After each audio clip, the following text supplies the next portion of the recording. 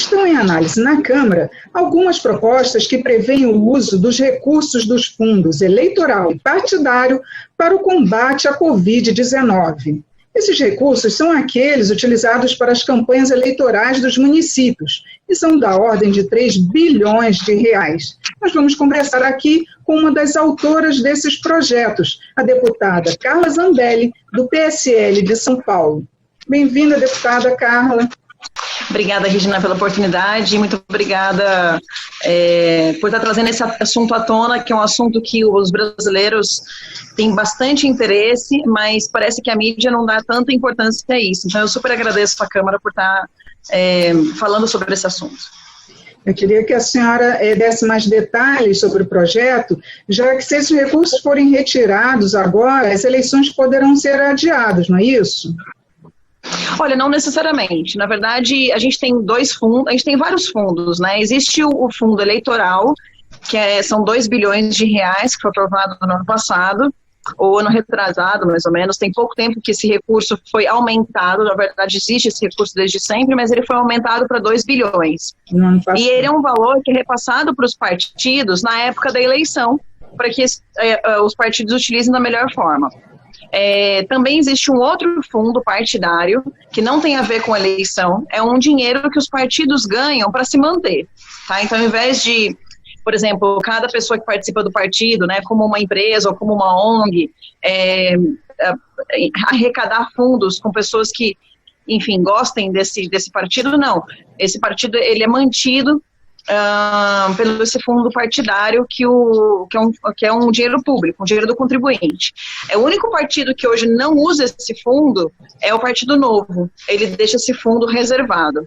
Inclusive, eles também são autores de um outro PL, só que no PL deles, eles não obrigam o repasse do dinheiro. Eles abrem essa possibilidade e não falam só do Covid, eles falam que em qualquer momento de calamidade ou que tiver algum tipo de problema brasileiro muito grave, que esses fundos podem ser repassados para esses problemas. Agora, o TSE recusou até que eles utilizassem agora, não é? Eles fizeram um pedido à Justiça Eleitoral, mas o TSE recusou, não é isso? Exatamente, porque o novo como eles não usam desde o começo, é um dinheiro que está parado ali.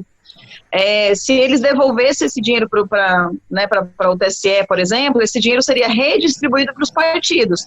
Então é a mesma coisa que você está dando arma para o seu inimigo, né? Então eles preferem deixar esse dinheiro guardado e gostariam de repassar esse dinheiro para o combate ao coronavírus. Bom, aí o meu PL já é um pouco diferente.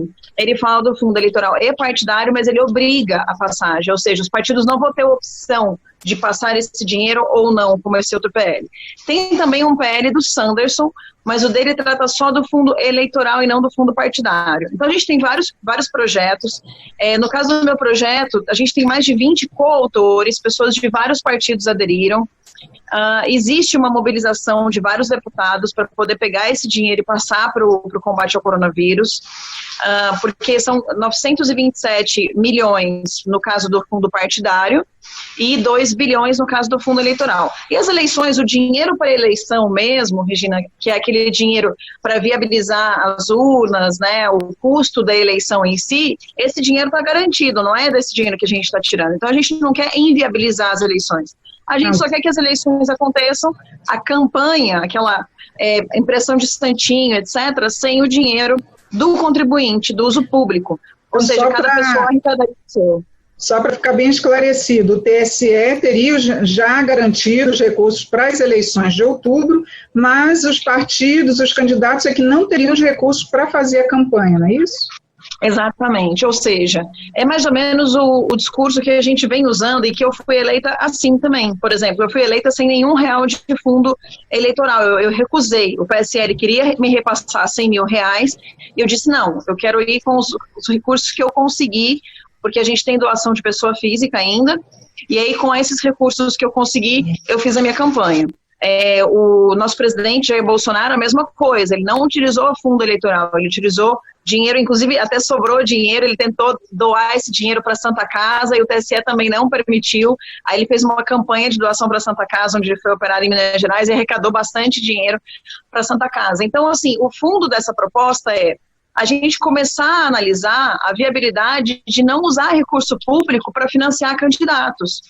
É claro que existem candidatos muito pobres e que às vezes fica difícil de fazer a campanha, mas num caso num caso especial como esse, de calamidade pública como o coronavírus, neste ano, a minha proposta ela fala só sobre este ano e só sobre este problema do coronavírus. Mas a gente tem que rediscutir isso.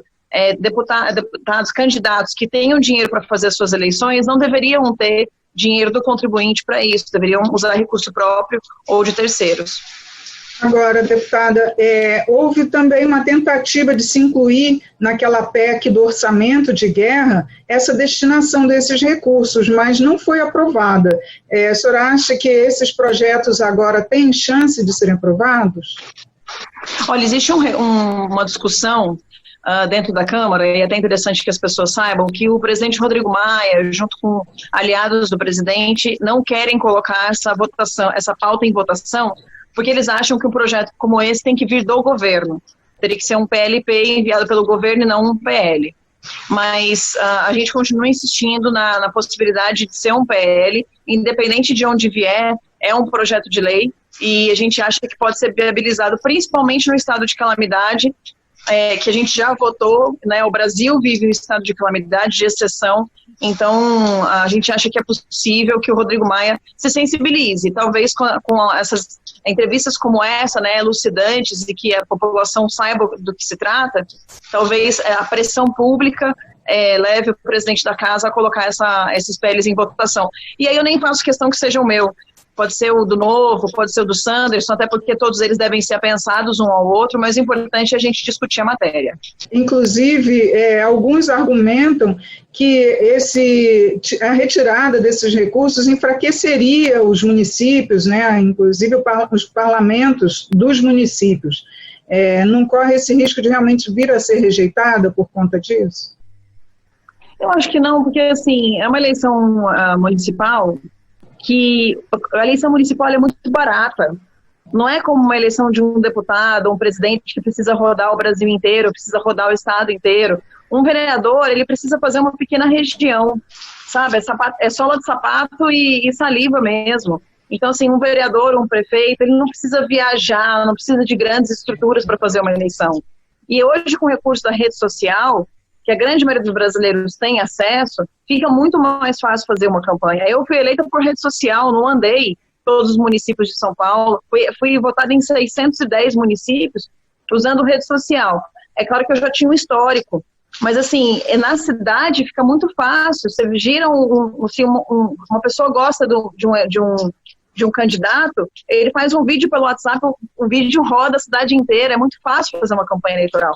Então, eu acho que a gente não inviabiliza, não traz nenhuma inviabilidade para a eleição municipal e mostra que existe uma nova forma de fazer política com menos uso do recurso público, porque isso é dinheiro do contribuinte que está pesando nas costas de cada pessoa, sua, Regina, das pessoas que estão assistindo, de cada pessoa que paga hoje milhares e milhares de reais em impostos que muitas vezes são revertidos para fazer campanha política.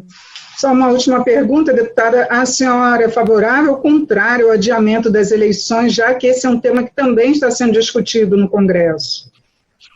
Eu sou favorável à manutenção da eleição para esse ano, não aumentar o prazo,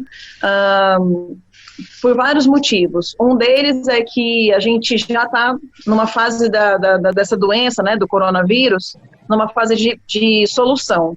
Então, ainda não chegamos ao pico das contaminações, mas a gente já sabe qual é o tratamento. E o Brasil tem condições de tratar, porque nós temos cloroquina, hidroxicloroquina e azitromicina de sobra, graças a Deus. A gente já tem testes chegando do mundo todo para o Brasil. Então, assim, o problema do coronavírus, ele está chegando ao seu pico agora em abril, maio, no máximo. Em junho, a gente já vai ter passado por esse problema.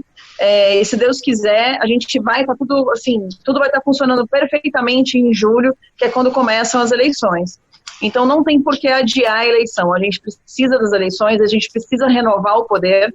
É muito importante, principalmente porque o presidente Bolsonaro e Paulo Guedes falam muito sobre pacto federativo, ou seja, tirar o poder de Brasília e distribuir para os estados e municípios.